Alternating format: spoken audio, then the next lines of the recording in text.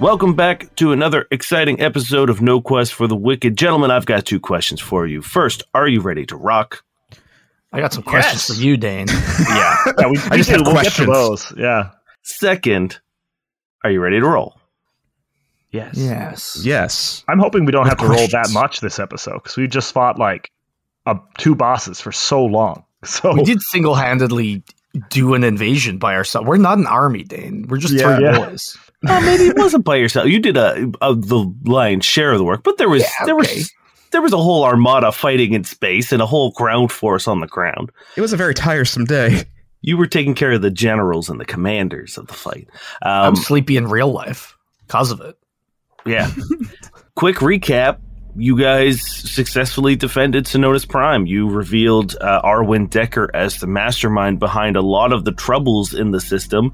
He was the one who was using and manipulating the silver liquid to frame the Synonans as terrorists throughout the system as a means to deal with what he thought were the threats facing the Casa-Mal.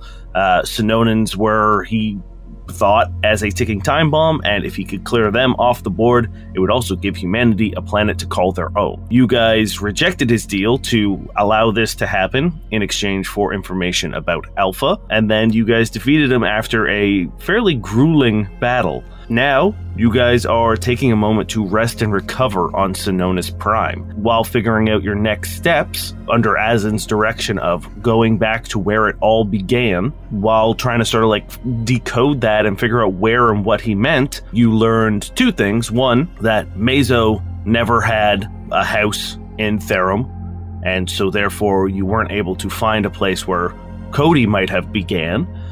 And 2, you found out that Peniteris is located on Extium 12, the living planet. While trying to understand and figure out where and why... I think we found out something else, Dane. Yes, I'm getting to it. You said 2 things. It's probably unimportant.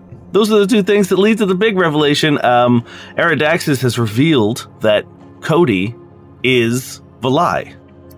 We start this episode where Eridaxis slaps his hands on his knees and says, "Well, I'll be out," and he leaves. I break his legs and I haul him into the closet. I tie him up with a bunch of coats. If he fucking just vanishes with that, I'd be so mad. It is his whole deal. He just he does a Luke Skywalker and just becomes energy. Pretty sure that's what they do anyway, so wouldn't be too out of... Yeah, we turn around, there's just an engine there. It's like Batman. The second you look away, you turn back. Or sorry, the Ratman. Instead of zipping away, reactor, just ready to go. Just a big old engine in the middle of this room. That would be so good. Holy shit! Just walking out with it, like, oh, what?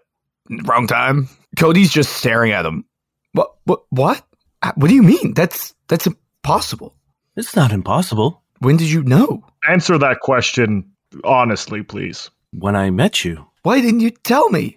I wasn't aware that you didn't know. I mean, your ship is filled with Valai artifacts.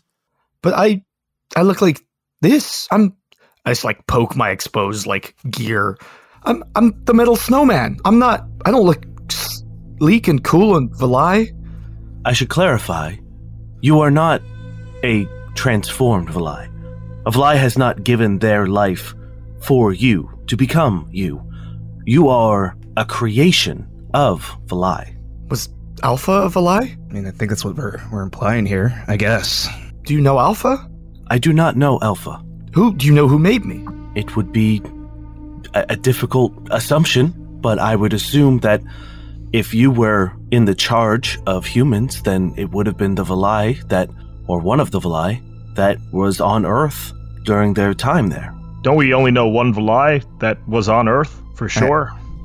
I just had that thought. Yeah, I just thought about that too. Is Penny Alpha? Is that kind of where we're ending up?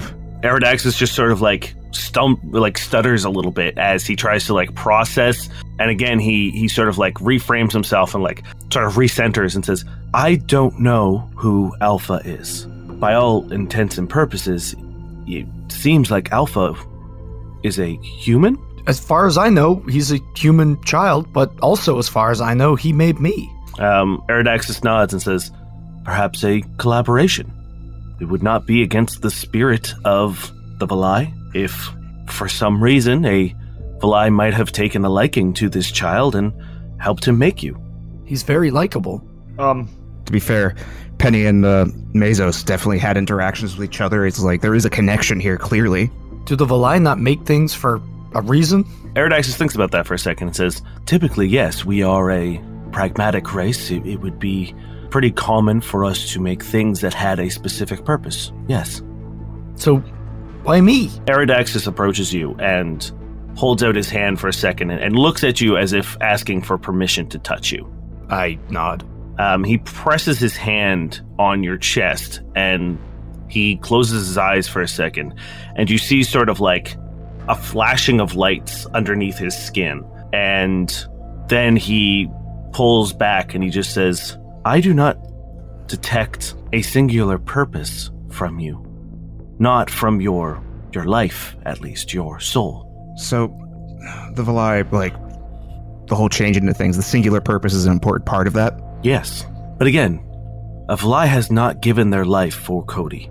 It is not an exchange as we typically create. We have created things such as our ships. We made those out of materials, out of creation. We didn't sacrifice they ourselves. Look like me? Our ships? Yeah. No. Okay.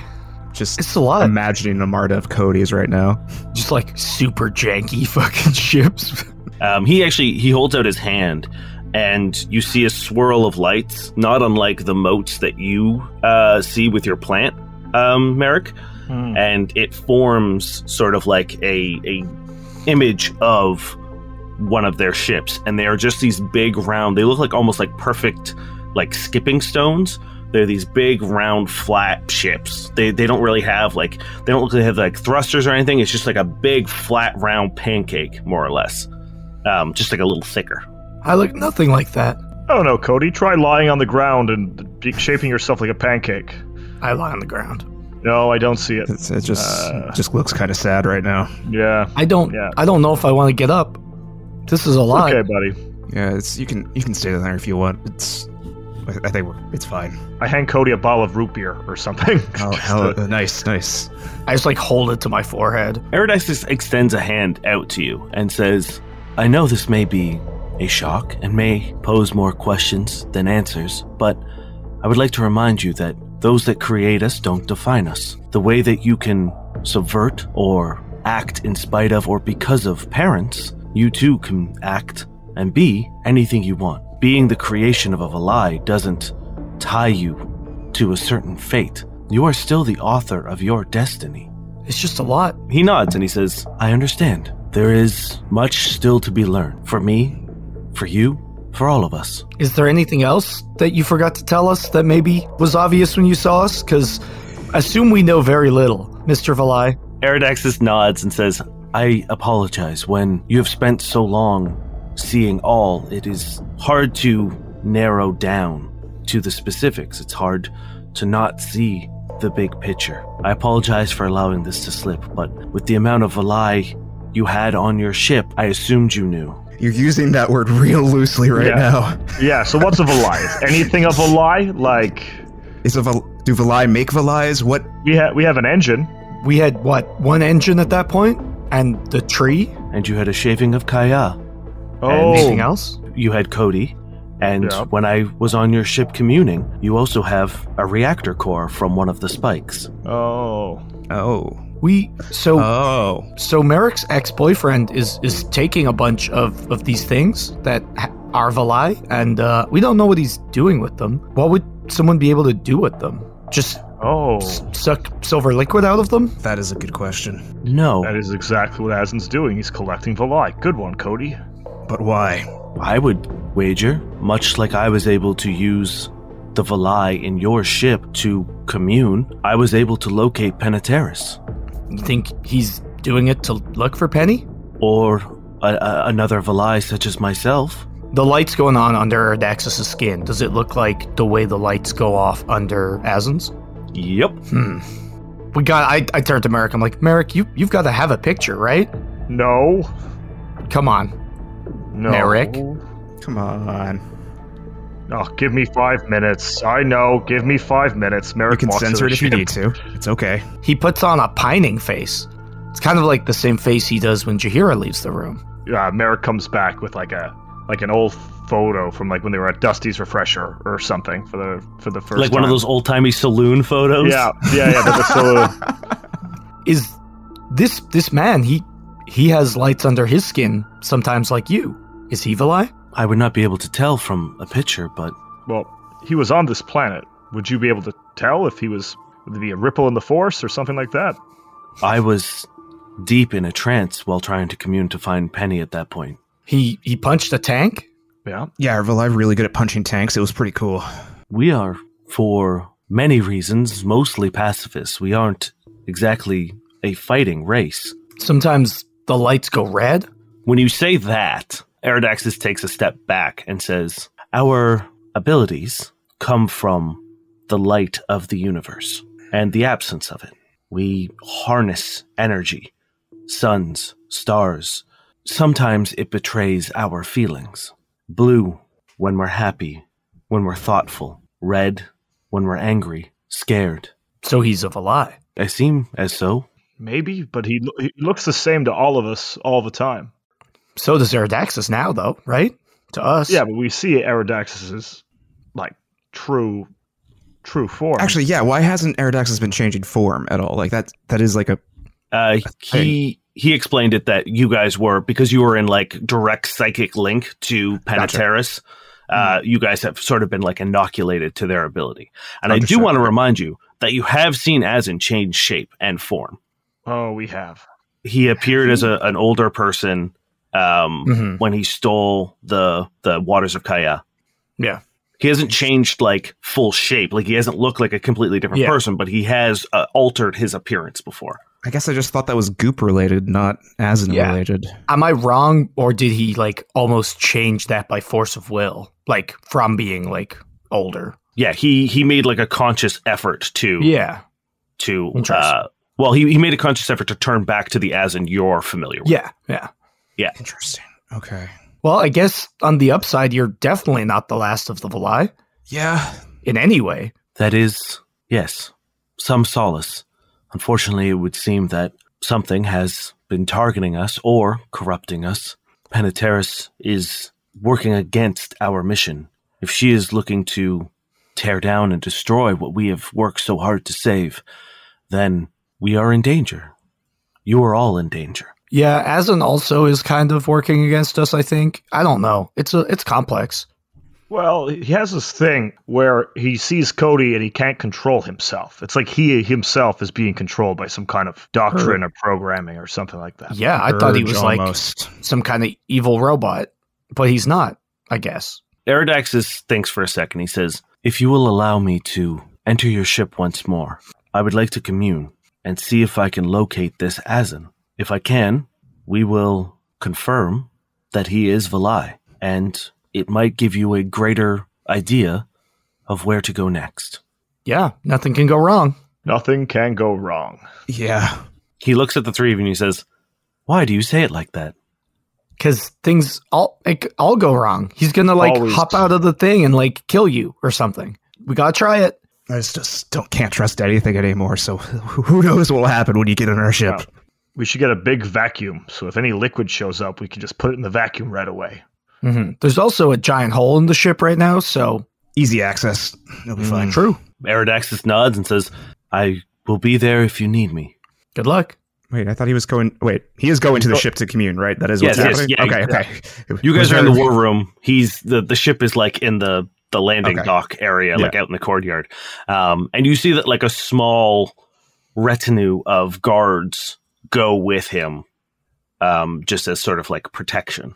And you guys are now in the war room with pretty much your entire crew and some Synonan and Jahara. God, I feel like we got so many answers, but none of them are satisfying at all, and I don't really understand what all this actually means. Well, we need to figure out where we're going. We have to finish that conversation. Do we just go straight to the living planet, or do we try to figure out what Azin meant by the beginning? Because I can't believe that the living planet is the beginning, because no one has been there before. Well, one thing before we go on, someone was talking in Cirth. I heard them, and when two people love each other very much, they can make people. You and Azin used to love each other, and Valai made me. Did you and Azin make me? Yeah, Merrick. No. Did you and Azin make him? I am much too young to be a father. That doesn't change. What age do you have to be to make a person with the person you love through love? Biologically or ethically or anyway, babies happen, Cody. Get on the space internet and you'll find out pretty quickly.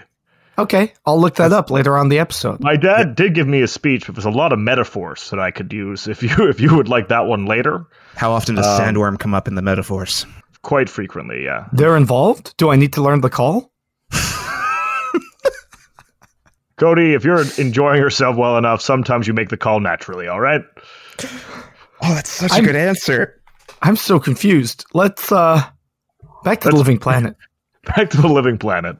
Johara opens up, expands right now it's solar or locked into the XTM-12, and then he presses a button and it zooms out to give you the full galaxy map of Casa-Mal, and he says, it seems like it would be unwise to move forward with the decision on where to go next until Eridaxis is done communing.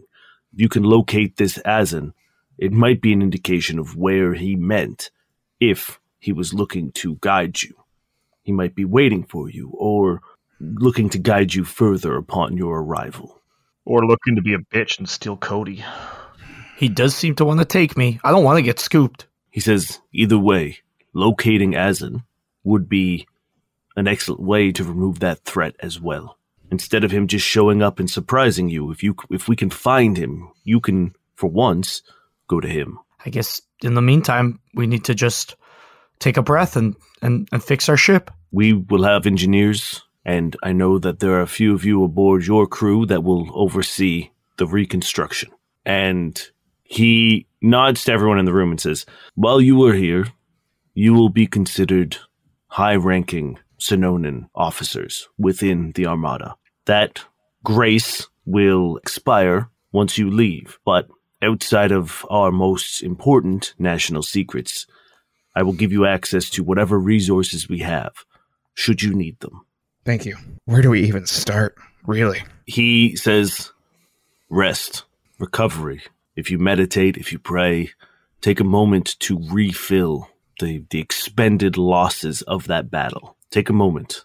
Nothing is going anywhere right now, and any rush you make will just lead to disaster. Regroup. Rest sounds good. Yes. Thank you. I'm going to do some vignettes, I think, of things that are going to be happening over the course of the day. As usual, in the space between, if there's anyone you would like to talk to, please throw that out there. I have a few things planned, but otherwise I will leave it up to you guys, whoever you guys want to talk to, whatever you guys want to pursue, whatever you want to think about or approach. Please let me know. We'll vibe and we'll figure out what we want to do. But I will say, Merrick, well, you're sort of by yourself and just doing sort of a meditative check-in. Short Check is going to join you. He's out of the infirmary. His sort of amputated hand is bandaged up. His ear isn't fixed. I think, it's you can tell that the wound has been cauterized and disinfected and cleaned, and he's got a cast on his left leg as well for where it was broken. But he is nearby and in as comfortable a position as possible as someone in that state. And he doesn't need your guidance as much anymore. He's able to sort of fall into that meditative state, not quite as quickly as you can, but he doesn't need the coaxing and the like step-by-step instructions that he had needed pretty much up until this point. The two of you are sitting there in silence as you reflect and meditate. You feel a presence, a strong, large hand on your shoulder. And you don't open your eyes, but you look up and you see the outline of your father in sort of the reds and the purples of the gravitational and photon energy that you use to manifest your powers and the energies that he used to manifest his powers. And he looks down at you with a stern face, but with the slightest hint of a smile. The rare thing that you ever saw from your father. You never saw him smile, but this is kind of like as close as he ever gets. And he kneels down beside you and presses the side of, or his forehead into the side of your head. And he says, "Purpose is what we've always strived for. It is our lifeblood." And he wraps another big hand around the other side of your head and pulls you close. And he says, "You were always my purpose. And you are going to get the ability. It is called Child of Sun and Sand, and it allows you to... You're essentially getting the augment of regenerative blood. When you take a 10-minute rest to spend resolve to regain stamina points, you also regain a number of hit points. Similarly, when you spend resolve points to stay in the fight, you regain additional hit points. So for the Mark III, you will be regaining 15 hit points when you 10-minute rest, and when you use a resolve to stay in the fight, if you get knocked, instead of regaining 1, you regain 16 total. Nice. Yeah, so Merrick's just going to stay in the meditation and just listen. It seems like this was always supposed to happen. Additionally, you feel your purpose reignited. You feel centered, you feel strong, you feel powerful, and you feel sure of yourself. And you are now able to use Strength of Purpose twice in a day. You just need to get a 10-minute rest in between them. That is so good.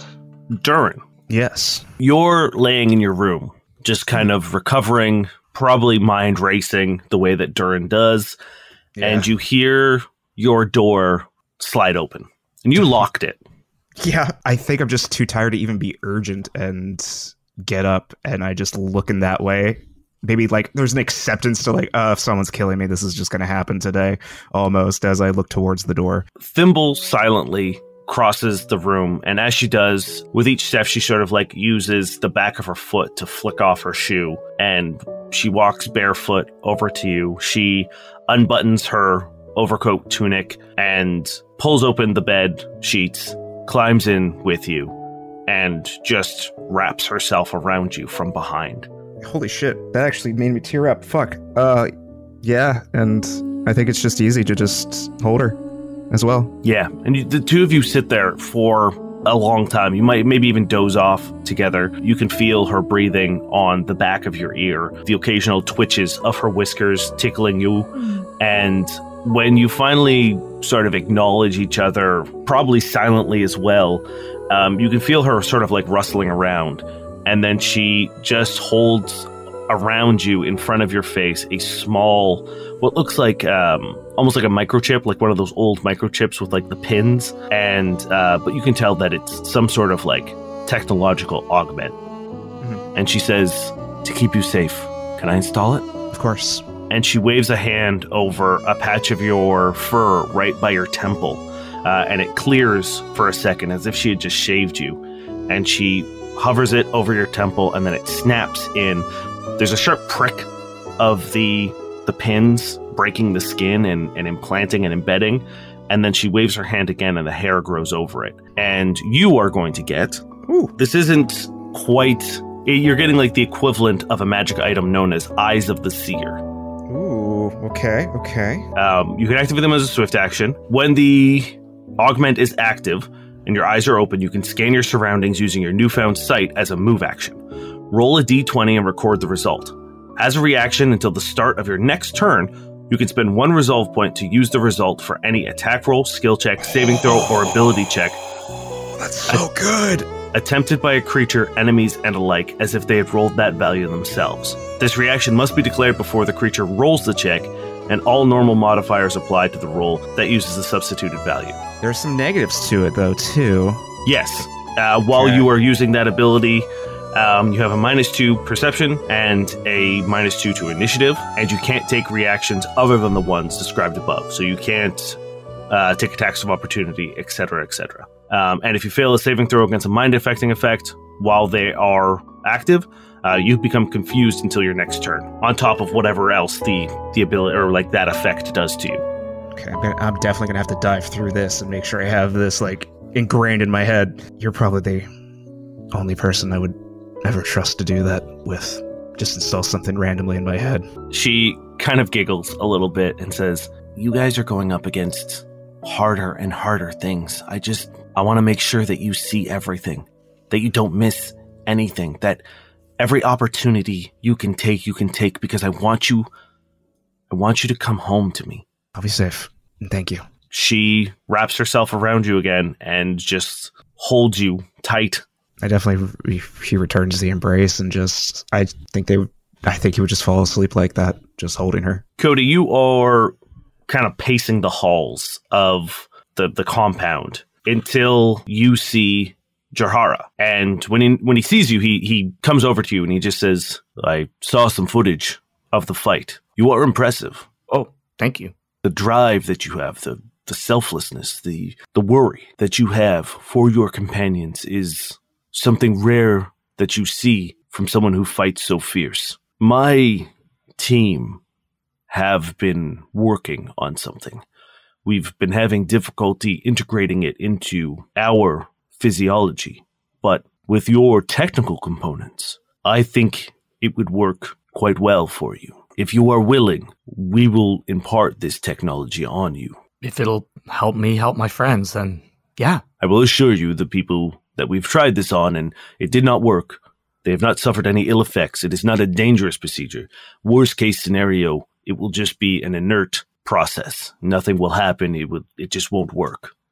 Okay. And Jahara leads you down back towards near the war room into sort of like an R&D facility. And Quinlan is there. And Zelphus is also there. And they're working on something. And it's something that you've seen before. Zelphus and Quinlan seem to be working together on decoding some of the information you guys got at Project Dahlia about you. Zelphus seems to have recruited Quinlan's ability and smarts and technical know-how on this project that he's been working on for you. And it seems like Quinlan has equally requested Zelphus's help on this sort of technology that they're working on. And when they see you come in, Zelphus turns and says, "Cody, I'm glad you're here. I think this will work exceptionally for you.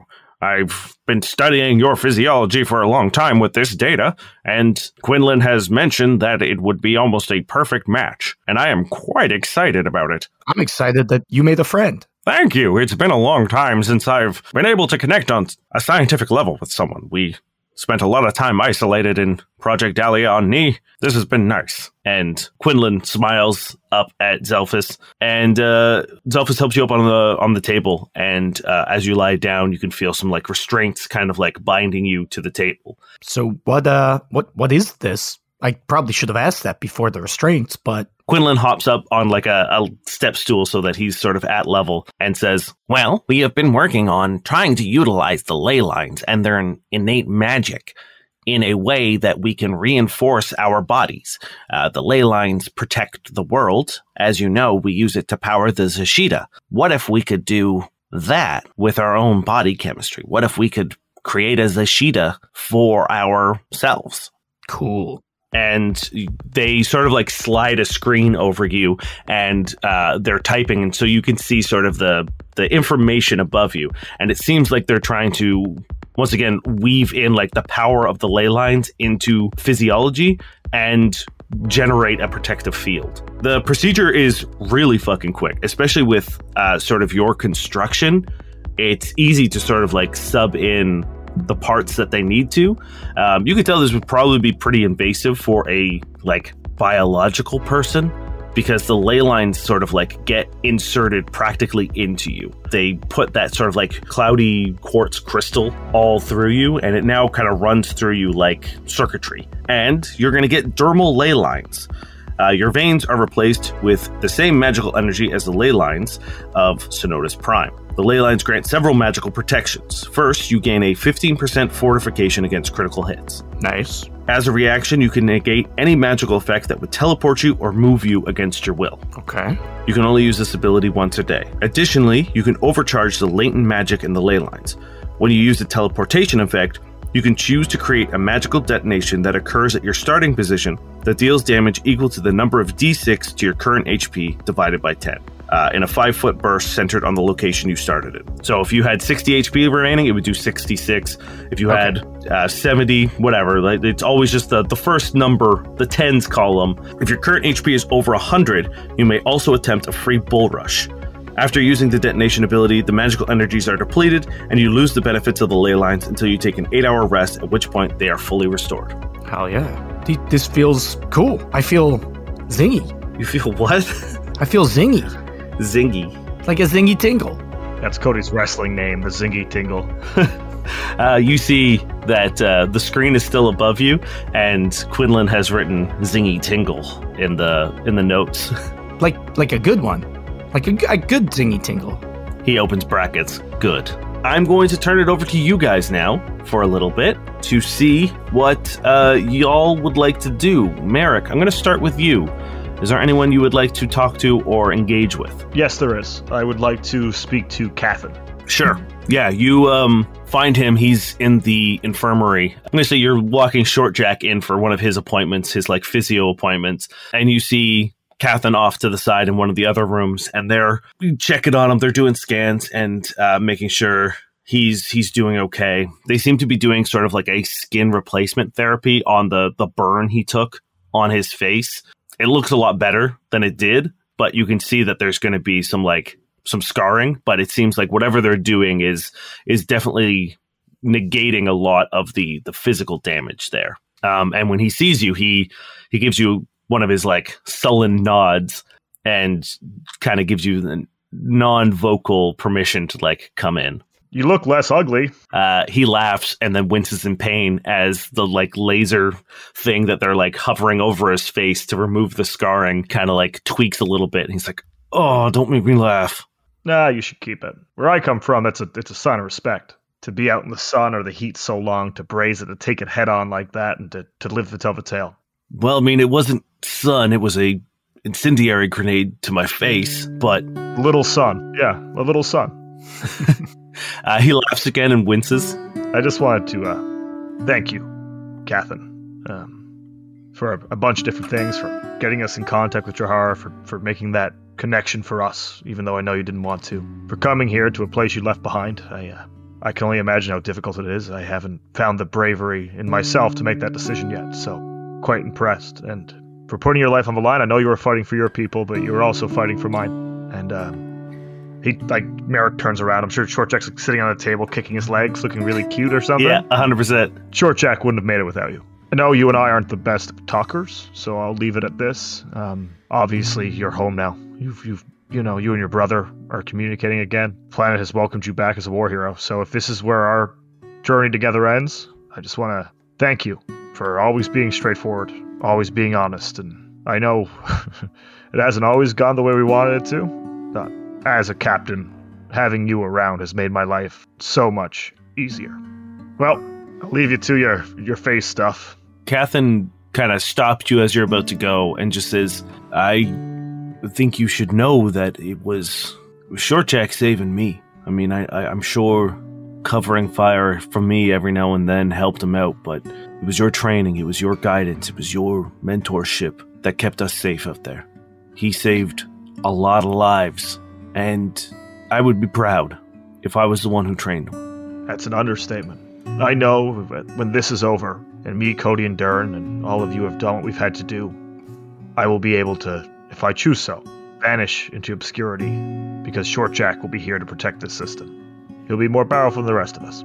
He just needs time, and he's getting there very quickly. Cathan nods and just says, I'll think about what you said. I haven't made a decision yet, but it's been a long time since I've been home, and it's been a long time since I had a family. And this is the closest I've felt to both of those things in a very, very long time. As someone who wishes I could turn back the clock a little bit, or do something differently, there's nothing I could have done myself, but I lost the chance to reconnect with my brother and my mother.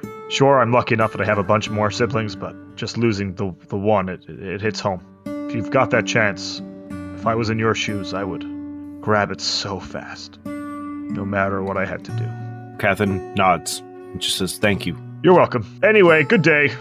And Merrick, knowing he's getting sentimental and about to cry, is like, anyway, I'm out of here. Great. Durrin, is there anyone you would like to talk to? Yeah, I think I want to talk to Short Jack. Okay. As Merrick, you're leaving, Durrin is coming into the infirmary as well, and you see Short Jack. He's up on the table, one leg dangling and swinging because the other one is in a cast, and he's just sort of like, you can see he's gotten bored waiting for the doctor, and he's like playing with this sculpture model thing, and then it's like it's all falling apart, and he's like, because he only has one hand now, he's like trying to put it together with his like stump, and it's just like it's just not going well. Short Jack, you got time for a project? I think I want you in on this. Yeah. I mean, like, I'm not exactly as dexterous as I used to be, but I can still hold a wrench. Exactly what I need. After your doctor's appointment, come meet me down in engineering. Okay. Probably like maybe like 30 minutes to an hour later, he comes sort of like out. He's got crutches. It seems like they've made like a special one for the arm that's lost the hand. Instead of like being able to hold the thing, it seems like he just sort of like slot it in. So they seem to have made a special set of crutches for him to get around. And he joins you. Yeah, I think he's kind of messing around with the fabricator and the replicator and all that. And it's like, so here's my pitch, my idea. And I think he's just gonna show him like his little doodle, a little drawing almost. He's not an artist in any way, so he did his best. But I kind of want to put this on our arc reactor if we could. And it's just kind of like a sign almost that's meant to be. And it's like Parsac's the one that keeps us flying. You're better at the delicate stuff than I am, and if you could help me with this, I'd appreciate it. Yeah, hell yeah, I can do that for sure. And he gets over to like sort of the fabricator thing, and he begins sort of drafting up a sign for you. He takes a lot of your notes, but definitely is like it's making the line straight and like the font read properly. Sorry, my napkin drawing isn't quite as accurate as it should be. That's okay, man. I'm all vibes, and I'm getting the vibe of this. Figured someone on this ship we owe a lot of thanks to. We finally have their name. Yeah, it doesn't take long. He takes about like maybe 20 minutes, and then sets it to print. And, it starts like 3D printing. And by the end of it, you've got this sign that you can go bring down into the engine room. Do you want to do that now? Hell yeah. Might as well. Short Jack wants to join me. He can pick out the spot as long as... The two of you head down into the reactor room. You walk across the bridge over to the reactor. And you find a place of honor to put that plaque. I could just see Durrin like putting his hand on like the reactor and just like, thank you. Before looking at Short Jack, be like, thank you for this. It means a lot to me. Thank you. I mean, I was really worried that, my usefulness was going to come to an end, or I wasn't going to be quite as handy. But this was nice. I'm glad I was able to help. You always do. I don't think that'll ever change. As you are putting the sign on, you feel like a warmth. You feel a sense of satisfaction that I think you rarely get to feel in both your line of work and during this sort of like whole adventure. This is an act of true kindness. Like you're doing this out of respect and, appreciation for someone. And there's almost like a non-verbal, silent acknowledgement from Kaya of this reverence that you have for the ship. And you feel your connection to that wound. You feel the pain subside, and it fills you with a warmth, kind of the way when you use it to channel. You feel that warmth, and it just kind of like now permeates. It always feels nice. It's comforting. almost like a white noise machine for your soul. And you are getting the ability every day. You get to choose whether you'll be the reaper or the sower. And the way it works is you can do this every 10-minute rest. If you choose reaper, you can change any 1s and 2s you roll in your trick attack damage to 4s. What the fuck? Okay. And if you choose sower, you essentially change any 1s and 2s to the middle roll of whatever D dice you're rolling. 1 trick attack per 10-minute rest, you can do that. 1 healing ability per 10-minute rest, you can do that, depending on which one you choose. I like that a lot. Thank you so much. That's good shit. Oh no, Dane's given us 2 healing abilities. That means he's really going to try to kill us. Yeah, no, this doesn't make me feel better. It just scares me. Okay, Cody, who would you like to see? Jenny. Okay, yeah. Where's she at? She was the one who got out like the most unscathed since she was in the ship for most of the fight. You can see that she's got like kind of like a cut on her forehead from where she got like bonked around in the ship during, the combat, but like for the most part she's fine. So she's been kind of like entertaining the troops a little bit. And you find her in the mess hall playing guitar with like in front of a crowd, but she's also got like a couple other Synonans with her. And they're playing some more traditional Synonan instruments. And it sounds pretty fucking cool. Like it sounds very good. Like their music style is very, think sort of like Viking throat chanty kind of situation. It's almost like Viking metal at this point, like what they're doing and what they're singing. And she's just adding like just fucking guitar riffs to what they play. And they've got a huge fucking crowd because this is sort of like a world-class musician playing with just sort of like some military grunts. Yeah, I'm just going to enjoy the show until like she's done. Yeah, she wraps up and it kicks ass. Like the whole thing is pretty cool. And like the people playing with her seem to be rotating through with different instruments and different singing styles and stuff like that. So it's like it's almost like a kitchen jam where everyone is just kind of like participating and swapping in and out. And eventually they all have to kind of go back to duty or whatever. And she's putting her guitar away as you approach her. I just give her a gigantic hug. She just bursts out laughing. And she's just like, well, there he is. How you doing, darling? That's a question. It's a big question.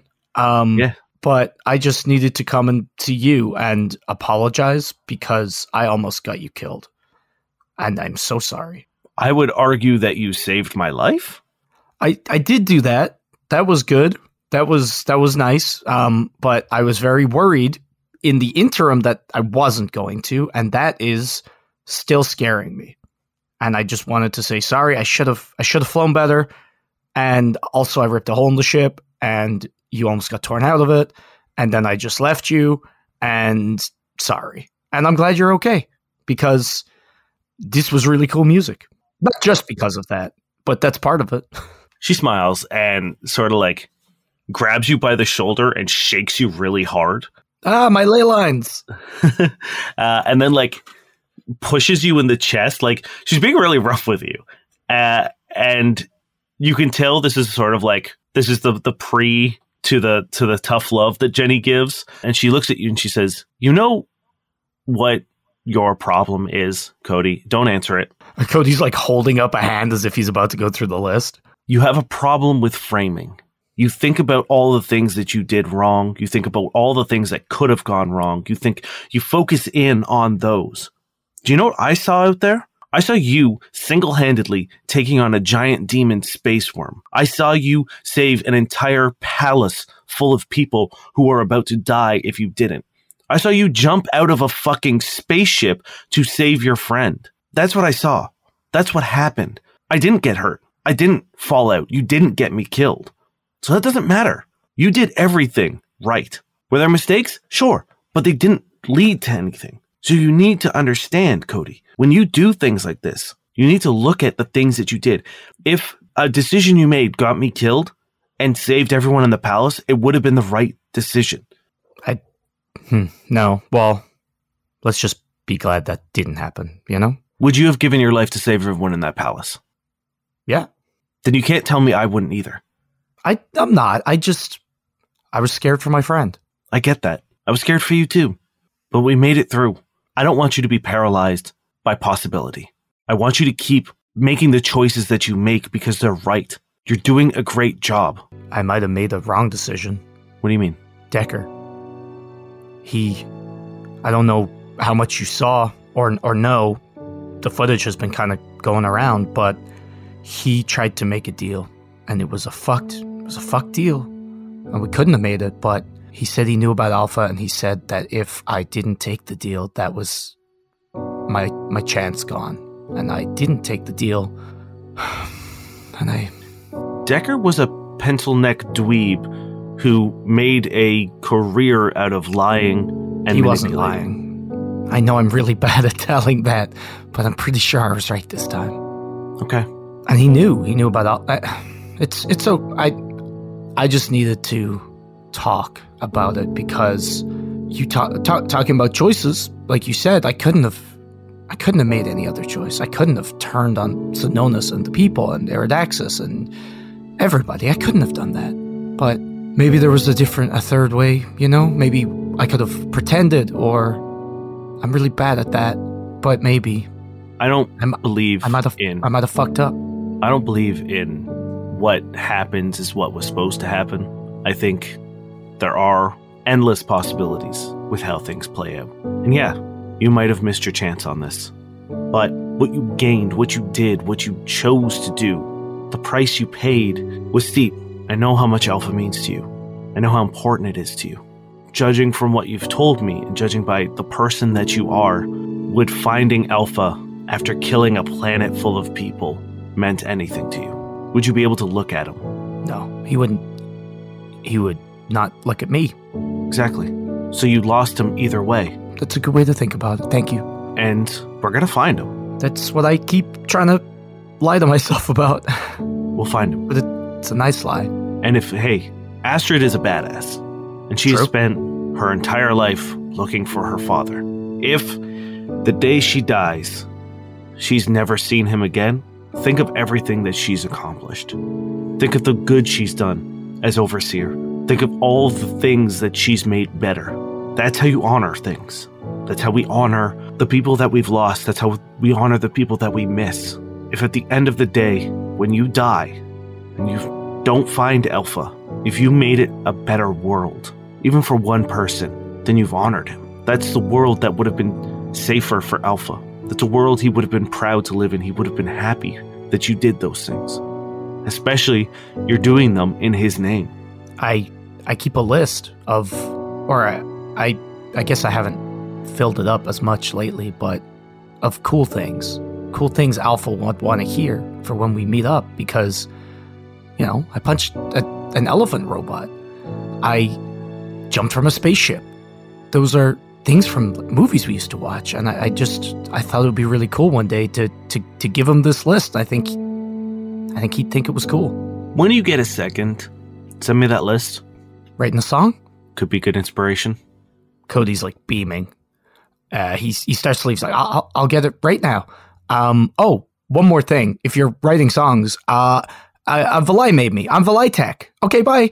And I run off. I'll check in with Merrick and Durrin. Do you guys have anyone else you would like to talk to or see? Durrin doesn't have anyone else. I think he's pretty good. Cody, I walked by Durrin today, and it looked like he actually got a full night's sleep. Oh my god! Should we be worried? I don't know. I don't think he had any nightmares. No. Should we frighten him before bed tonight? I don't know. What if he's not the same? What if he's not on edge anymore? What if like he's been replaced by Shadow Durrin, and Shadow Durrin can sleep? Oh, guys, I feel so good right now. I have a fun training idea, by the way. So whenever you're ready, I'm going to shoot at you, Merrick, and Durrin's going to help. Oh, okay. I pull out my Solarian blade. Cool. All right, what do you want me to do? I like the idea that we're just in a random hallway in the palace, and we're just about to start firing our guns. I'm like, oh, wait, maybe let's go to the training room. No, it's fine. It's fine. We have full permission, right? We're like high-ranking officials and all. We should go to the training room. We don't have any money to pay if we hit like a priceless painting or something. We're very broke. I point at two random soldiers, and I'm like, attack him. I'm pointing at Merrick. You're telling soldiers to attack Merrick? Yeah. Yeah. Okay. Like, sorry, not in a bad way, in a training way. Yeah, no, they're all in the training facility. They know what's happening. Amazing. So you guys rush at him. Merrick, you try to hit them as they come in because you got your extra long sword, right? Sure. So my idea is this, Durrin, you're really good at, like, you shoot at people and then they don't know what to do. And then we get those openings and we do those big hits. And they're so cool. And I'm not ever going to be able to do that because you're way too talented. But I was thinking I could do something similar where if people are coming in, I like distract them with shots so they can close the distance. Okay. You tell me where to shoot and go. The two guys pull out their batons and just fucking charge. I like try to like harrying fire to the point where like it distracts Merrick every time he's like trying to go. Kind of like a worse version of what Durrin does, where like I'm not creating those openings, but hopefully stuttering movement, and he can't take attacks of opportunity. Nice. Hell yeah. I imagine Durrin has his like hands on my hips, or like he reaching around from behind and like adjusting my gun for me. We're gonna ghost this. Yeah.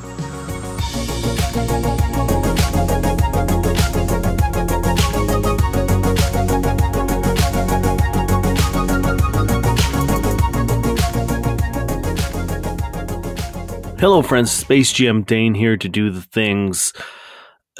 I was going to say we're going to keep it quick, but I know. First and foremost, we hope you're enjoying this week's episode. Second, this week has been sponsored by Zencastr. I talked about it before, but Zencastr is the whole reason that you're hearing this show. We have dudes all over our lovely country. We have Ryan is across on the other end, the East Coast. Terry lives in another city. Niall and I are the only two people who live in the same city. It would be very difficult to do the show if it wasn't for something like Zencastr. It is a all-in-one podcasting studio where we can all just jump on. We record the show. We don't have to worry about backups or losing any progress because even with a slow connection, you've got crystal clear audio quality and backups that are saved on site. Zencastr makes it incredibly easy for us to get together, record the show. It is stress-free, it's worry-free.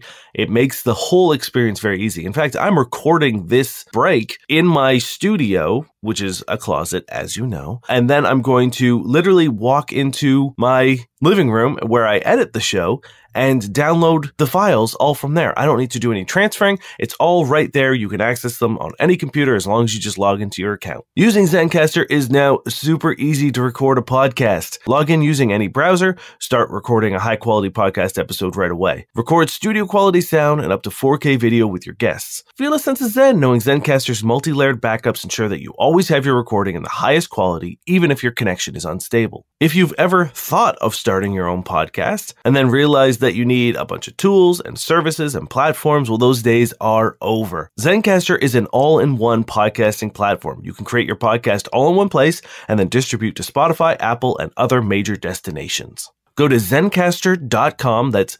Zencastr.com/pricing, and use our code NOQUEST, and you'll get 30% off the first month of any Zencastr paid plan. Once again, that is Zencastr.com/pricing, and use our code NOQUEST, and you'll get 30% off your first month of any Zencastr paid plan. We want you to have the same easy experience that we do for all of our podcasting and content needs. It's time to share your story. Also, we have exciting news. We are going to be performing at Toronto Comic-Con this year. I know it is very short notice because this comes out on the Wednesday and we'll be performing on the Friday. That's right, we'll be doing a live show at Comic-Con Toronto, Friday, March 15th at 12 p.m. noon. We'll be performing in room 202AB Theater 3 in the North Building. I don't really know what that means, so you might have to look up a map where it is because we certainly will once we get there and figure out where we're performing. We've got some secret special guests who will be performing with us, and it'll be the first time we'll be playing a system other than Starfinder. We will be doing a Blades in the Dark adventure. It's going to be a blast, so if you're in Toronto or attending Toronto Comic-Con, I highly recommend you come see us. The show is free with admission into Comic-Con. As long as you're there and you have a badge for the day, you can come to the show, no charge at all. We'll also be at the Canadian Podcast Awards booth that day as well. We'll be there at 10 a.m. to 11 a.m. to, just be hanging out. And then we'll be doing a meet and greet after the show from 1 p.m. to 3 p.m. Once again, that's 10 to 11 and 1 to 3 at the Canadian Podcast Awards booth at Comic-Con. If you'd like to support the show, you can pop on over to noquestcast.com and click the Patreon link. We're gearing up to do a lot more Patreon content, hopefully, in the new year. But right now, you get a World Primer every month, which is a breakdown of one of the factions or planets, special Discord privileges, and most importantly, available to all the paid tiers, is the 10-minute rest, a sort of behind-the-scenes peek at what we just recorded. So every other week when we don't release an episode, we put a 10-minute rest up, which is us talking for exactly 10 minutes about the most recent episode. We recorded literally right after we finished the episode, so there's a lot of emotions usually, and it's a really fun way to see some of the behind the scenes stuff. I break down the fight with Decker, I break down the sort of how I did the war and what was rolling or what was happening in the background and how close some of the NPCs got to dying. So if you'd like to support the show, we'd love to have you on the Patreon. Other ways to support the show is popping over to our friends over at MistyMountainGaming.com and picking up quite literally anything out of that store and using our code NOQUEST10 to save yourself 10% off at checkout. That's right. You heard me. Picking up anything, whether it's a new set of dice, a cool, dice tray, or a accessory, or some apparel. They've got a lot of really cool stuff there, and if any of it strikes your fancy, save yourself a little cash, help support the show by once again using our code NOQUEST10 at checkout at MistyMountainGaming.com. And finally, we would love for you to join the Discord. We'd love to have you there. It's a great place. It's really, really cool. The community that we have managed to foster is amongst one of the most amazing online communities I've certainly been a part of. And we would love for you to join. So head on over to noquestcast.com and click the Discord link and you'll be welcomed in immediately. That's it for this week, friends. I will see you in 2 weeks' time. We hope you enjoy the rest of the episode. Are you looking for an actual play podcast with young, hot role players, disciplined professional voice actors, and wholesome content? Well, this isn't that podcast. AARPG is an adults-only podcast with interviews, actual play stories where... excuse me, Matt, why do you sound like you've been chain smoking since you were a toddler? What do you mean? The voice. You don't have to do that voice, man. I don't? Nah, just tell them that we're a group of old friends who like to get together, hang out, play lots of different types of games, and we want them to feel like they're sitting at the table with us. And they can find us just by searching for the AARPG podcast on their favorite podcatcher and at the AARPGs on YouTube.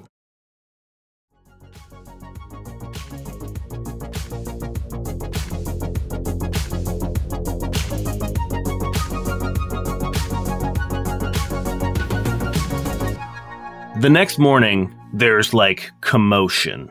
And you can tell that people are sort of you guys are all kind of milling about, and you can see that there's a rush to the war room. Oh, no. Okay. Let's go. Are we at war again? Is that what's happening? We're always at war, Durrin. We're always at war. That hit hard, yeah. All right. Yeah, you guys head into the war room, and you can see that there is a crowd around the table, and in the center of it, floating, is a cube. And it's made out of these pixels. And it's just floating around in the center. And then the second you guys walk in, it begins the pixels begin falling off. And it is a 8-bit style key. It's our boy. And everyone is scanning it and freaking out. But the three of you recognize this as Vale's technology. Mm-hmm. Don't worry, it's a message from a friend. Or they're hacking us and they just want our guard down. Zelphus says, "Yes, this is someone I've reached out to help us. We've been trying to figure out things about Cody's past, and I have a long list of files and documents that are heavily encrypted, and I figured, well, what better way to get them decrypted than get the system's best hacker on it?" And they agreed. Of course. He's one of my best friends. Zelphus reaches out and just goops the key and brings it over. As Zelphus grabs it, it kind of reconfigures into a data stick that he can plug into the computer. And you can see there's some protest from the Synonans as he's just about to plug in this thing that just kind of teleported into their war room, and he plugs it into the thing that the terminal that Quinlan and him were using to go through the data, and you see CODI appear on the screen. And last chance to guess what they mean, guys. Computer of destructive, intense cuteness. And it says underneath, coming up from below, what each letter stands. Cute or dangerous? I don't know.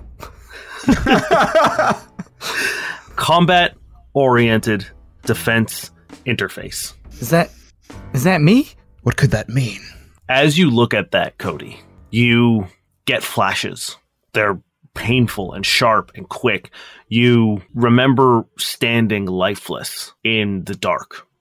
Then you remember being thrown into that shipping container, once again being plunged into darkness. You remember technicians working on you. You remember Mazo working on you. And then the face of a child looking up at you as you look down at it, and you don't recognize the child. You recognize it, but the Cody in the flashback has no idea who that child is. And then it's just rapid tests of firing ranges, sword training, nunchucks, punching, hand-to-hand combat, just over and over and over and over again. And then it's also you getting blown up and getting shot and getting stabbed and hit, and just this whole montage of what would feel like training, but it feels like at no point in time do you have any say in the matter. You're just kind of there like a dummy. And on the screen, it says protocols inactive, and it's flashing, and it says retry. If we do that, what if I become super evil or violent? Well, you're our Cody. You're Cody with a Y, not an I. Merrick scratches out the I, and it replaces interface with young man. Combat-oriented defensive young man. Yeah, youth. Youth. Yeah, youth. You're not that person anymore, Cody.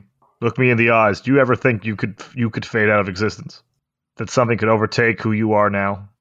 Not with friends like this. Exactly. I hit retry. Oh shit, okay. You press the button and sort of everyone around kind of tries to stop you, but you're just boop. These poor Synonans, we're plugging shit in, we're pressing buttons. We blew up their tower. Oh my god. You see Cody go rigid and then just planks backwards and hits the ground. His eyes snap open, and you see them independently changing iris size, like someone's playing with the aperture of a camera. They're just and you can hear things inside of him clicking and clanking. His arm is independently starts twisting and then snaps back, and then his other arm, and then his leg, and then he's just convulsing. He's spinning around at the hips as well, and then he stops and doesn't move. You okay, buddy? Can I speak? No. Okay. Merrick, Cody, are you in there? Your crew kind of rushes over to Cody, and everyone is looking down. Shortjack is poking you with his crutches. Jenny is sort of the closest one to you, and it's just all right, honey, we need you to come back now. And she's getting increasingly more rough with her sort of shakes. Cody, you are in darkness. You're in a room, and you can feel that there is physical space here. You're walking, and the ground seems like a shine to it. And you can see your reflection, almost like it's water, but you can feel there's no splash, there's no if you kick your foot, there's nothing. And you can see a horizon, you can see the end of the room, but it also seems like it goes on forever. And you're just in there alone, and the silence of it all is deafening. And then you hear a voice. Cody? Alpha? Alpha? And everyone in the room hears Cody say Alpha as he wakes up. Can I do a medicine check? Just I don't know. This would be a computers or engineering check. Hey, I'll take that. That's my better roll. I got a 33. Yeah, you've seen this before. This is a pretty common thing for technology. Cody just went through a hard reboot. Oh shit. Okay, something reboot him. He's Who are you? Wait. Cody smiles. Oh, Jesus Christ. You're a silly Durrin just goose. straight up just sits down on the floor with that and just... I look at Merrick. Gave him the nightmares again. That's my boy. That's my youth. That was weird. I was in a room that just went forever, and I heard a voice. And it was Alpha's voice? I think so. You have unlocked your combat matrices. I'm going to send it to you. It's a lot. I'll go over sort of what it means. You now have 2 modes that you can activate. You can go into defense or you can go into assault. So you spend a resolve point to choose which one you activate. That effect lasts for the entire combat or until there's no more significant enemies. You can switch matrices while you're in one, but it costs an increasing amount of RP. Once you've activated one, if you want to switch over to the other, it's 2 RP. 2. And then if I want to back, be 3? Correct. Up to a maximum of 4 RP. Each matrix has a flat bonus and a feat that you get added to when you enter into it, and then it has 2 abilities, an assist and an overcharge. When you're in the defense matrix, your KAC and EAC go up a quarter of your level, rounded down, and your AC is considered 2 higher against combat maneuvers performed against you. You also gain a +2 bonus to reflex and fortitude saves. Damn. The feat that you gain when you enter into defense is Bodyguard, which allows you to, as a reaction, add AC bonuses to people adjacent to you. The assist ability is called Protector. When an ally within 30 feet is targeted by an attack, you can immediately teleport to them and use the Bodyguard feat. If the attack hits, you can choose to take half the damage. Any additional effect still targets the original ally, so if there was like a poison ability or like an additional something, it still goes against who was originally targeted. After using this ability, you cannot use it again until you spend 1 resolve point to take a 10-minute rest to regain stamina. The overcharge ability is called Invincible. When an enemy scores a critical hit against you, you can dismiss the matrix to negate the critical hit and any additional critical hit effects. And this is done before damage is rolled. Nice. With the assault matrix, you gain a bonus to damage equal to half your level, rounded down. This is on top of like weapon specialization and stuff. And your critical threat range increases to 19 to 20. Damn. So you essentially get keened. On top of that, you have an access to a number of weapons that your body can create. The amount of weapons created cannot exceed an item level equal to your level. So for example, if you're level 12, you can create 1 level 12 weapon, or 2 level 6 weapons, or 3 level 4, or any combination of that. They can't be consumables, so you can't make grenades. Yeah. And stuff like that. And you can change this every time you level up. Damn. Okay. Sick. You gain the Momentous Feat, or Momentous Attack, as a feat, which is when you score a critical hit with a melee weapon against an adjacent enemy, you can immediately move 5 feet to any square adjacent to both of you and your target. It doesn't provoke attack of opportunity. Nice. Awesome. Well, he's like, it feels zingy again, and even better. You get 2 abilities with assault. You get assist and overcharge. The assist is full assault. You can enter a flurry of blows that makes it nearly impossible to focus on anything other than you during your relentless assault. When you make a full attack, allies attacking the same target get a +2 to hit, and the target takes a -2 on saving throws. Flanking bonuses on this target are also increased by 1. And then the overcharge is Devastator. When you score a critical hit, you can dismiss the matrix to deal a devastating blow. Instead of adding half your level to the damage granted from the assault matrix, you add your full level as additional damage. You can treat all 1s and 2s as the medium roll result based on the die you're rolling. So 3 for a d6, 4 for a d8, etc. And the DC for your critical hit effect is increased by a quarter of your level, rounded down. Cody just gets swole. He just made you a fighty Solarian. Hell yeah, man. Soldier Larian. I feel so many things. You see, like, parts of my body are just like flexing and reconfiguring, and like a sword just comes out of your arm. Just... You see a fucking what are those a disintegrator cannon? Just like out on my shoulder. And that is that's your campaign ability. Damn. Fuck. I'm excited. I'm nervous. This is very nervous. It makes me very nervous. Everyone in the room is just sort of like has no idea what's going on, and then you get a on top of like this decoding of the Cody data. Decoding. There's also a like additional files, and when you open them, they open up sort of a pixelized version of what you know, Niall, is the like Mazo estate, like the mansion.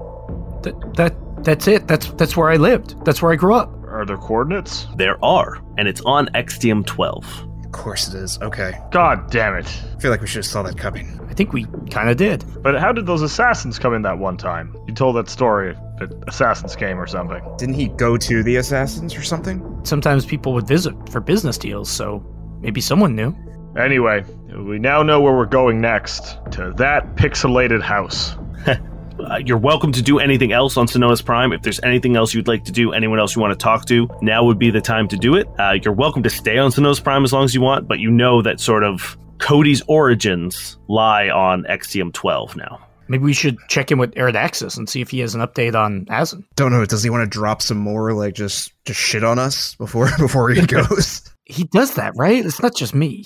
Merrick, you were adopted. Durrin, you're a little weirdo. I don't know, something like that. Who knows? He's like, you're not a Kasathan. You're a Skittermander. What is this zipper? Oh, hey guys, it's me, little Merrick. Eridaxis is just like, you're in a podcast. You don't exist. What? Holy fuck. What do you mean? Why would you say, what are those words?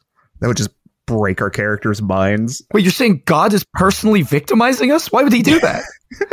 Anyway, let's go to the ship, I guess. You guys walk into the Persistence.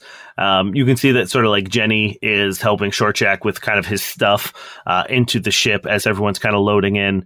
Zelphus is saying his goodbye to Quinlan and like some of the science staff that he's made friends with. And Eridaxis is sort of center mass. He's like right in the tavern area. You can see that, Merrick, your plant is glowing and pulsing and like the moat swirling around almost like into a trail towards like a corkscrew trail towards Eridaxis. The reactor that you stole from the spikes on Euceron from Asin is sitting in the corner. You can see it like glowing underneath the sack that it's being kept in, and every now and then you can hear like the crackles of the comms as well. And once you enter, they kind of subside as you see Eridaxis like float down to the ground and re-enter sort of consciousness. And he says, I assume you already know this. Probably not. Asin is on XTM 12. To confirm suspicions, once again, Asin isn't Valai, but there is enough influence on him to be picked up. There is something certainly Valai about him. Was he made like me? No, he was made like those that are under Penny's influence. But he seems to be somewhat free, maybe? Maybe not. To an extent. I cannot say anything more than that. It is difficult to pinpoint him in the chaos and the noise of Penny's influence that still permeates throughout the entire system. So you're tracking him via the goop, I'm guessing, right? The blood, I guess. Goop might be offensive at this point. Correct. Is goop offensive? It is not my favorite term, no. All right. I guess we can say blood Splooge? from now on. Definitely not splooge. That feels worse. Roll Yeah, for go initiative. The final boss music starts. Me and Asin used to watch a show and they do awards on goop people. That's... You mean Alpha? Yes. Oh, no. Sorry, I just had to drop this cool... Did I tell you me and Asin grew up together? It's like there's a flashback, and every time you're talking about Alpha, Asin is just like slightly off to the left. Just a full-ass grown man just drinking a beer while we all watch fucking Space Nickelodeon. Like Jack Black in that Community episode, he was like always there, but just out of shot. Cool, yeah. Eridaxis says, I am not sure if there is still animosity or the desire to capture me. The players who are still using Valai blood are mostly dealt with. However, the architect, I assume, is Jalen Mazo. And as long as he persists, I fear that my safety, not that I'm particularly concerned about that, but if they have a way to capture me, they would be able to harvest the blood as they have with Penetaris. That would put everyone in the system at risk. Yeah, we want to keep you here, I think. Synonus Prime seems to be the safest place for me currently. I will do my best to maintain a watch on you. If you will allow it, I would like to bond psychically to you so that I could watch, and should something terrible arise, intervene. Is this to all three of us? Because I'm not quite comfortable with that. It's whoever is willing to accept it. Well, no offense to Cody, but I think my mind is the most stable right now. Cody went through a reboot, and he could be programmed by a bad guy. So Hey, you just said I could never lose myself. Plus, like, you're right, Cody. Get on in here. Now you changed your mind. You think I can lose myself? Hey, you're the one who likes sharing experiences. I mean, it makes sense, Merrick, but I'm definitely wouldn't be the one to do this. No, that's fine. It could be me and Durrin, not me and Durrin, me and Cody. If you want, Cody, it's up to you. okay. Can I hear Merrick through you? No, this is essentially like a scrying spell. Okay. So that he can watch and make sure that you guys are okay. Don't watch me while I go toilet. Yeah, if we say no, Eridaxis, you gotta stop. Eridaxis says, I will do everything in my power to not violate any privacy concerns. All right. See, I'm not going to trust, like, the godly Valai to, like, understand privacy concerns. He explains, essentially, in game terms, he's going to have a status spell on you and a scrying spell on you, which will allow him to know your physical status. So if you guys end up getting killed, he will know if you guys end up getting, like, poisoned or diseased or whatever. Anything affecting you guys will be sort of like his trigger to, like, watch in. Mm-hmm. Cool. So he reaches out a hand and places it just sort of like an inch above each of your heads. And you feel for a brief moment like a flash of white as you guys sync psychically. And Eridaxis says, this will at least allow me some preventative measures. If you run into trouble, I will hopefully be able to intervene as I have in the past.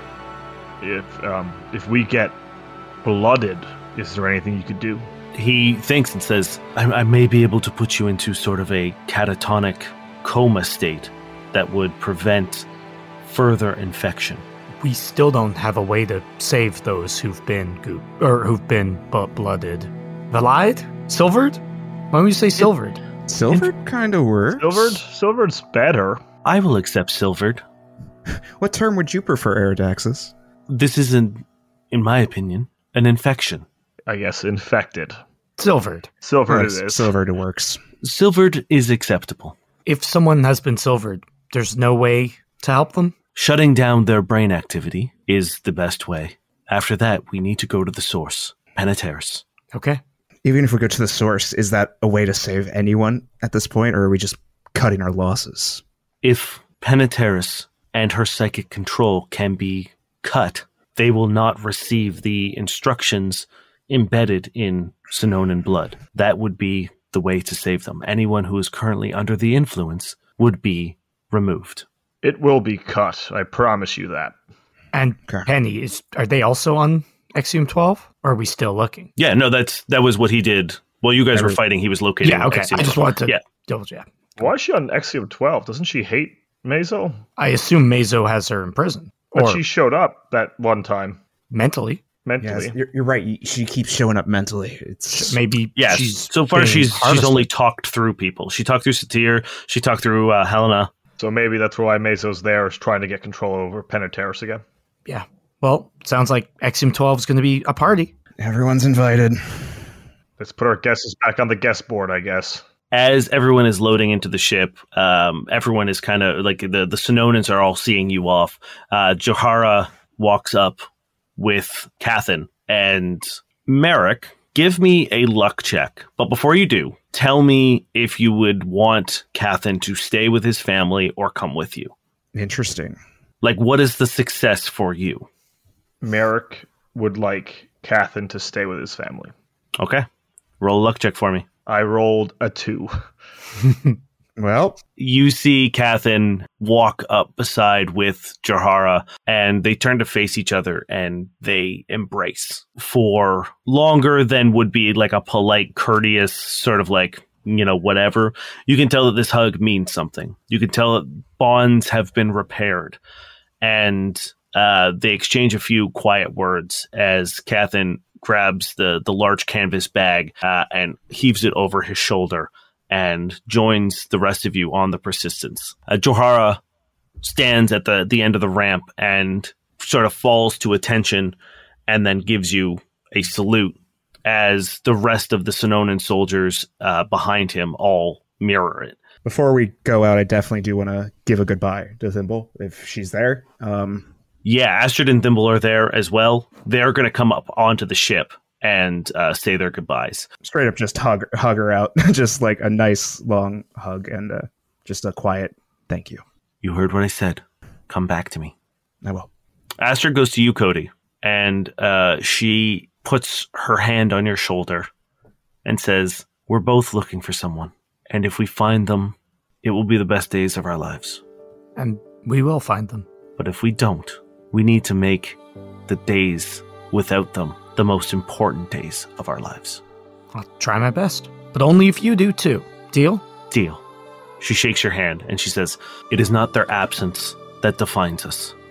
It's what we do in their absence that does. Where are you going now? The Synonans are technologically savvy. They're going to help with some guidance from Eridaxis to see if we can't locate my father. Good luck. You too. She walks over to you, Merrick, and extends a hand, and she says, Captain, I gotta say, there is a plaque at the guild for the persistence when you make it back. You have a damn fine crew, and you should be proud. Of every single one of them. Everyone on Synonus Prime in this conflict, everyone showed their strength, and they showed their weaknesses. They were strong enough to overcome those weaknesses. We should all be proud. Keep going. The fight is almost over. All right, crew. Everyone to your stations. Let's go. And everyone begins getting into place. Thimble and Astrid walk down the ramp and give you all sort of a wave. The soldiers of Synonus Prime break their solemn salute to also wave and cheer. Some of the civilians have now rushed around as you guys begin to take off and set a course for Extium 12. Book it. You set a course to Extium 12. It is a smaller red planet. You can see clouds swirling around the atmosphere. And as you break through the clouds and the atmosphere and begin entering into planet proper, Cody, you're going to have to give me a piloting check. Durrin, you're going to have to give me an engineering check, please. Okay. That's a 37. Okay, great. What did you get, Durrin? Engineering check, right? I got a 38. Amazing. You begin getting pulled, Cody. Uh-oh. The whole ship begins just getting absolutely thrown around as you enter into incredibly turbulent air. You're going through these clouds, these thick black and gray clouds, as peals of red lightning almost look like they're trying to hit you. You manage to swiftly dodge and swoop and roll out of the way, but every maneuver is a fucking fight. You have to really, really pull to make these things happen. What should be a fairly easy maneuver is taking a lot of strength, way more strength than it should. Durrin, everything lights up on your board. Oh no, it's bad.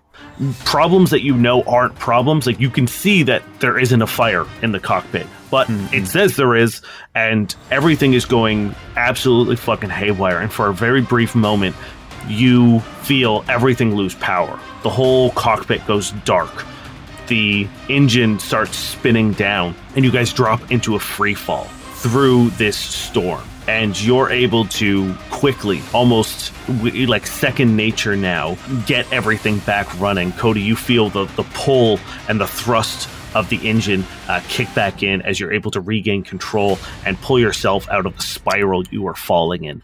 As you break through this storm cloud, you see there is this massive electrical storm covering the entire planet as far as you can see. Again, these massive peals of lightning are cracking down and shattering Earth, and in the distance you can see a cliff just drop down into the ground, and then it opens up a massive chasm, and a flood of water from nowhere comes rushing in as you see a stream and lake, almost ocean, emerge immediately. Something that would have taken thousands, if not millions of years to happens in the blink of an eye. Give me one more piloting check, please, Cody. That's a 33. Amazing. You're able yeah.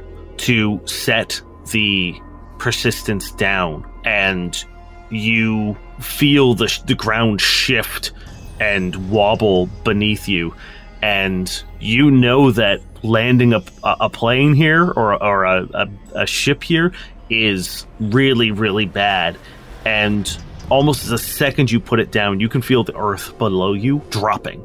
So you have to reignite the engines and take off again. As you do, you get a notice on your heads-up thing that you are approaching the coordinates of the mansion. And you see it in the distance. There is a large metallic circle, and then the ground and terrain around it seem to be moving, but it doesn't. It seems to be staying perfectly still. Around it is a completely well-manicured hedge and topiary sort of arrangement. There's a manicured lawn, a driveway that goes up in front of an estate with a garden in the back. You can see the shed that you guys partied in. It is the house that you spent as much of your memory as you can remember at. And once again, you can see every now and then one of the rocks will shoot up, and it will just sort of like, it almost looks like someone is like using a video game or something, and the terrain can't bypass like a thing. It looks like someone took like a cookie cutter and pushed it down.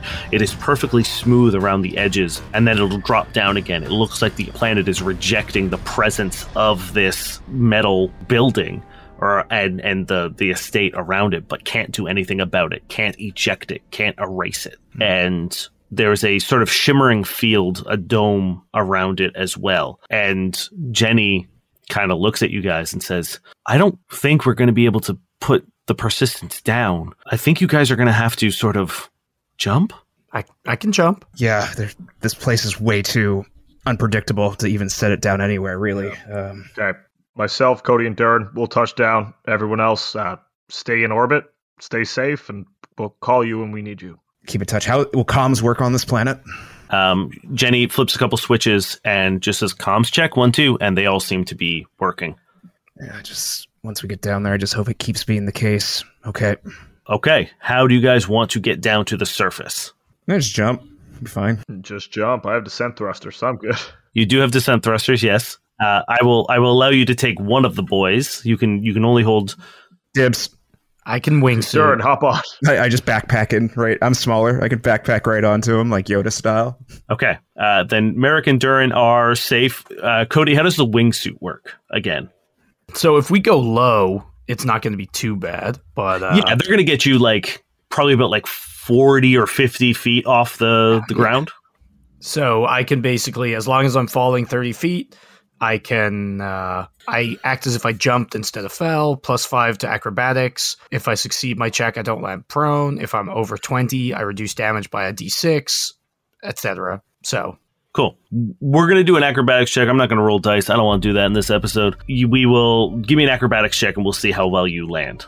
That is a 29. Yeah, I think that is good to manage a decent little landing. Merrick, Durrin, you jump out first. You fall a little slower, and Cody's going to need a forward trajectory anyway, so he jumps out last after you guys begin your descent and lands with a roll as the three of you touch down onto Extium 12. The ground feels strange here. It almost feels hollow. It feels almost like styrofoam. Oh, I hate that. Yeah. I really hate that. It's a very unnerving feeling that it feels like at any second you could just fall through into God only knows what lies below you. And then there is a ripple of rock, almost like a wave, passes by you. And in the distance, silhouetted by the blood-red sky, is a man wearing a tattered hood with a cape over one shoulder, and Azin turns around to face the three of you. He lowers his hood and looks directly at you, Cody. Welcome home.